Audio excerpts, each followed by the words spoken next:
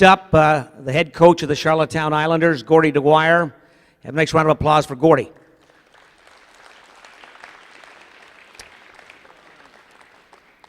Great to have Gordie with us. I've got a chance to work with Gordie this year, though having not traveled on the road very often, perhaps once, as Gordie says. You know, I'm not a bit of a roadster here in the queue yet, but I certainly, hanging around Gordie, can appreciate the passion that he brings for his job, his dedication to the position that he holds, and his dedication to the organization as well. A firm believer of and supporter of major junior hockey here in PEI. He's here by choice. He's a non-native so-called Islander, but he's been here for now a number of years and has decided to retire post-NHL here in PEI, which speaks volumes about his support for the province. So it's great to have a guy like Gordie Dwyer heading the Quebec Major Junior Hockey League franchise here in PEI currently. Hopefully, he's here for a period of time and wins and then moves on to another challenge moving forward. That'll be a plus for Gordie and as well for this franchise as well. But Gordie, great to have you here. And I guess the opening question would be, as I said to Grant as well, but you are in the dressing room. The rest of us are not. When the season comes to an end and you reflect 24 hours, 48 hours post-final game against Halifax, and the disappointment, obviously, of not winning the series, which obviously would have been a tremendous challenge in the first place, but what did you reflect back over that 48-hour, 72-hour period, and what did you see inside that dressing room that you like about this franchise moving into the off-season and into training camp come August? Well, first,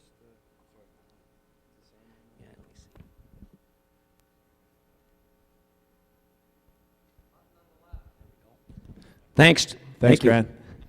Good one. I'll get you back. First, thanks for the kind introduction. It's a pleasure to see everybody out here today, and I know on a beautiful Sunday afternoon, it's probably not everybody's first choice to sit in the rink, but to see so many people out here today, it's obviously a great testament to the good things going on here with the Charlottetown Islanders.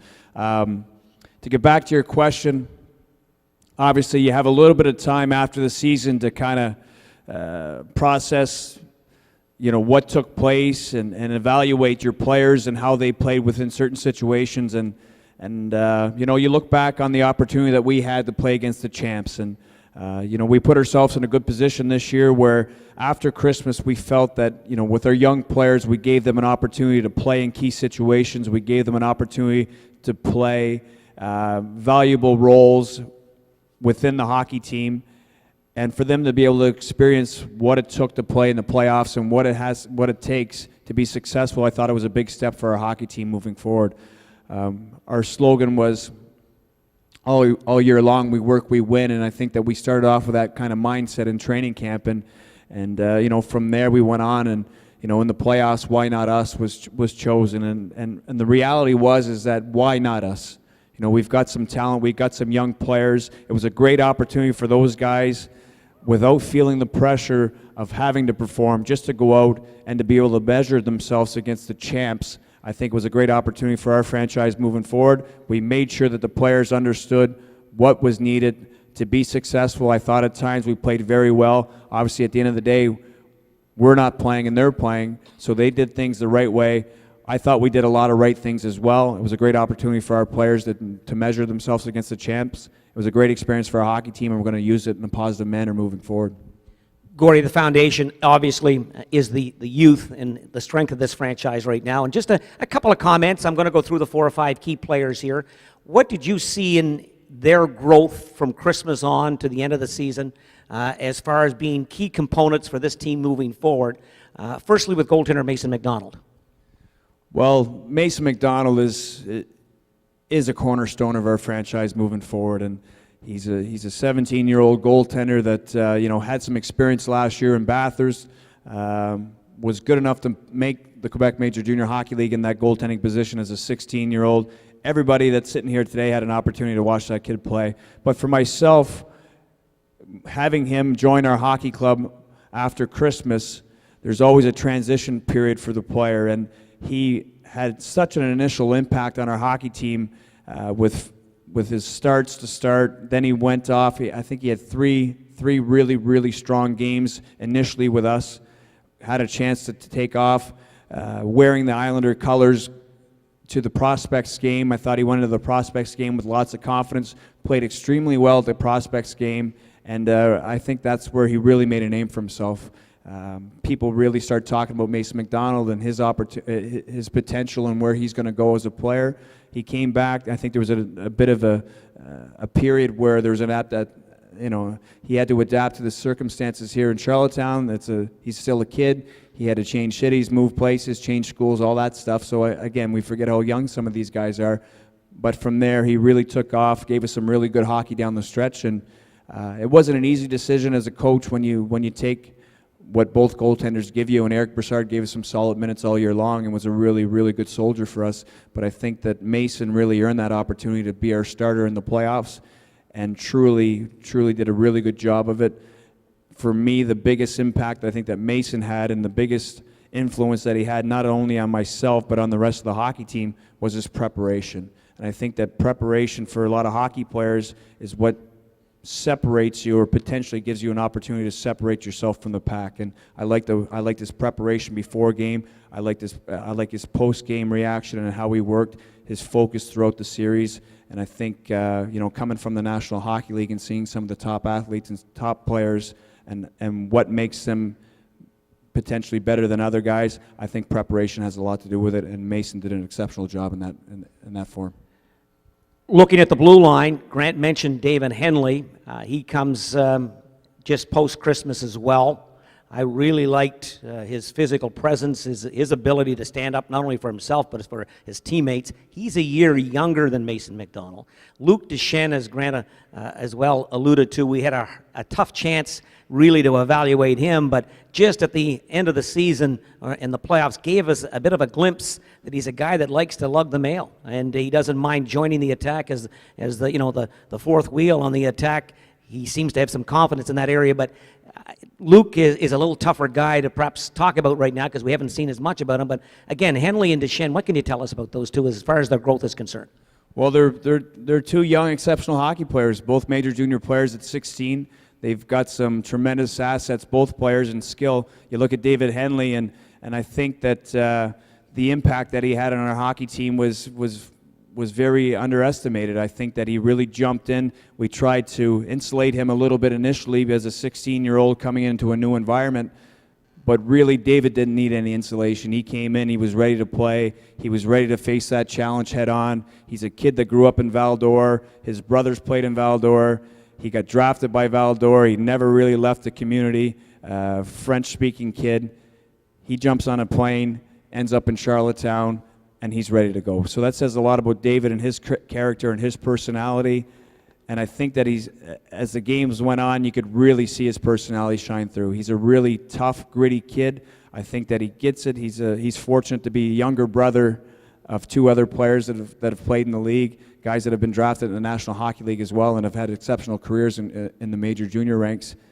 And he says he's the best and the toughest brother, so that goes kind of a long way for us. So really extremely happy with David and David's progress throughout the playoffs. He's one of our top guys. 16-year-old kid, brings a lot to the table. He's a tough, gritty, big, talented defenseman, so there's lots to be excited about. Luke Deschênes, he's a player throughout the Maritimes, not maybe necessarily in Prince Edward Island, but people in New Brunswick, where I'm from originally, have talked about for a long time. And Luke's a very talented young defenseman that's got a lot of upside. He's got strength, he's got size, but he's got great hockey sense as well. So for him to be able to come in, I think through his injury and then establishing himself in the league, I thought that he did a good job, especially in the second half of the second part of the season and throughout the playoffs, of trying to establish himself. And he played. He played for us, and him and David were both 16-year-old players that contributed to our success later in the season, so that's a positive sign moving forward. Again, we're about 15 or 20 minutes away from opening up to you people for you people have your questions, so we'll get to that here momentarily.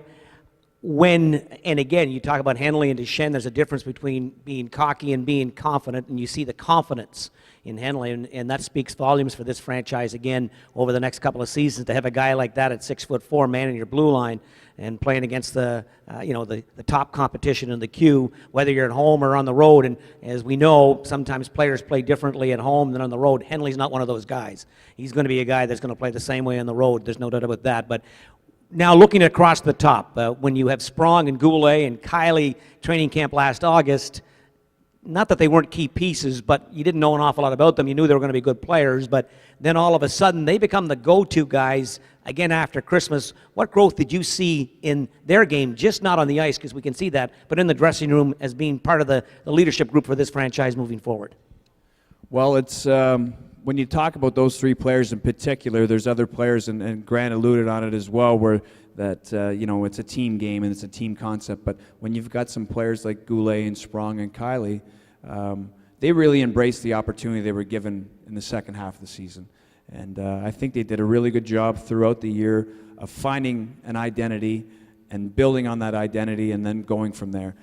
In hockey, I was told when I was a player a few years ago, I was given an opportunity to build on what kind of player I wanted to be. And I walked in, who was a coach of mine, his name's Alain Vigneault, who's coaching for the New York Rangers now, and I had an opportunity to play for him in junior hockey, and his message always left a significant mark on me, and because it influenced my career, it influenced not only my playing career, but wanting to be a coach and the way that I approach coaching as well. So I remember walking into his office, and the first time I got traded there, and there was 3 stools sitting side by side, walking into his office.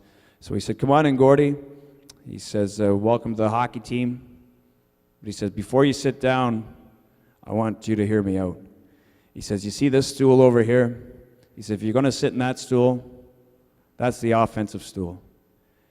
He said, "If you want to sit in that stool and you think you're an offensive player, you can sit down there. But if you're an offensive player, you better score a lot of goals." And he gave me some examples of guys that could score goals and guys that were offensive players. He says, "If not, don't sit in that chair." He said, "The one in the middle," he said, "if you're a defensive specialist, you can sit in that chair." And I said, "Well, you're thinking to yourself, where do I fit in?" He says, "To be a defensive specialist, it's not just because you can go out on the ice and keep the puck out of your own net." He says, "Guys like Guy Carbonneau that can produce offensively become really smart, obviously defensive players." He said, "If you fit that role," he said, "you can sit on that stool." And he said, "The last stool," he says, "if you think you're tough," he said, "you can sit in that stool." He says, "But if you think you're tough, there's one thing to think you're tough, but there's another thing to play a physical role and to be able to play it night in and night out and bring that for your hockey team and bring that example every night for your players." He said, "If you think you can sit in that chair," he says, "you better be tough every night." But he says, "Remember one thing." He says, "As a player, you got to pick a stool, because if you don't, you're going to fall through the cracks," right? So that's one thing that always landed on mine.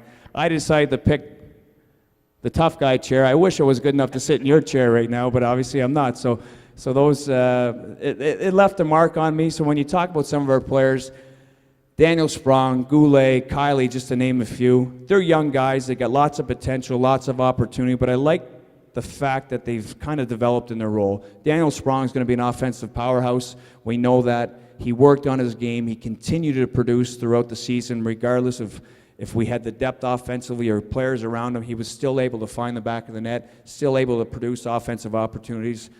Alexander Goulet, I think there's so much to work with there. He did a great job of producing offense throughout the season for us, but we talk about being a 200-foot player. I think he's got the opportunity to continue to improve on the other side of the puck and be one of those guys, that can play both ends, play against top lines. Bring up a guy from a few years ago, Josh Curry. He might have that opportunity with maybe more offensive upside, and Josh had 100 points in his 20-year-old season, so there's lots of upside there. And to bring a guy up named Cameron Kiley joining the league as a 15-year-old and being the youngest guy in the league 2 seasons ago, that's a feather in his cap just to be that guy, let alone the fact that he's from Charlottetown and he was playing in the Quebec Major Junior Hockey League. But for him, in the second part of the season, I think Cam did a really good job of finding an identity as a hockey player. And throughout the playoffs.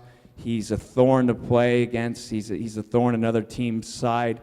He's a capable shutdown centerman with offensive upside. He's tough to play against. He's in your face. He's a smart hockey player. He can play on the power play, play on the penalty killing, and he brings a lot. He brings a lot of character, and he's always ready to play, and he's always ready to go. So I think that he's developed himself into that role for us, which is a huge asset. So hats off to the players for finding that opportunity and that role and developing in it. And obviously there's a long way to go, but at least they've started that process. When we leave here today and we drive home, you obviously, if you take the foot off the pedal, people are blowing by you.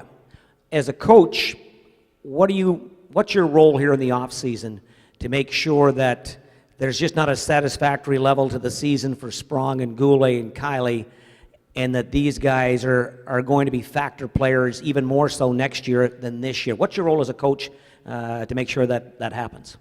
Well, it's our role as an organization, regardless of the coach or a general manager or a trainer or anybody else. It's our role to support the players. But the one thing leaving is that once the dust settles a little bit and we had an opportunity to have our exit meetings, you have to take full advantage of that. And I thought we did a good job of evaluating everybody's season and where they were at, and again, using that word projection and where they can go. And I think it's important as a coach to get those players to believe that, but to get them to understand how important it is. And I think leading by example for a lot of the players, about being at the rink and having that enthusiasm around the arena and just being ready to work every day, I think that has an impact on the players, and I think that they understand where the expectations are next year moving forward. I know the expectations are higher for everybody moving forward, but let alone the fact that individually for the players, we want more, we want them to want more, and to be able to achieve that, they have to work extra hard, and they have to work hard when people aren't watching them. I think that's the challenge, where you have to get these players to believe in themselves as individuals, work hard throughout the summer, be excited about their opportunity here in Charlottetown, want to be an Islander, want to make the team better, want to make the team stronger, use that as motivation and a focus throughout the summertime, and come back ready to challenge for a spot in August. You've talked with your assistant coaches, Luke Beck and Connor Cameron, obviously, but as the head coach of this franchise, when camp starts in August through September and the first official season opener next October, when you look at the draft coming at the end of May, obviously the inside information here. What's your vision for this hockey club in October? What do you expect to see on the ice here in Charlottetown as a Charlottetown Islanders lineup? Well, again, my expectations as a coach are obviously pretty simple. Hard work is non-negotiable, and that's a key to success in anything that you do. And we want to surround ourselves with good people that want to be involved with the game, and players that understand that. And I think that hard work is the base for everything. And if the players bring that mentality and they're ready to compete in training camp and they're ready to push for spots, and the reality is that we can talk about some of our top-end players. There's a long road for these players to continue their development, to continue that process so they are better players and we are a better hockey team moving forward. But they want to look at this as an opportunity for them, and the opportunity will present itself if they do the work. So my goal as a coach and my mandate is to make sure that everybody's coming back, they're focused, but they're ready to compete. When the puck drops, that's the game of hockey. We can talk about it. We can talk about people's strengths. We can break down players and talk about what kind of players they are and what kind of players they can be. But at the end of the day, when you drop the puck, it's about compete. So hard work, compete for us. Training camp, I'm excited about getting everybody back. Hopefully they're bigger. Hopefully they're stronger. We're going to make sure that we do our due diligence this summer, that everybody's working that way. But next August, when the puck drops, guys got to be ready to roll. Have a nice round of applause for head coach Gordie Dwyer.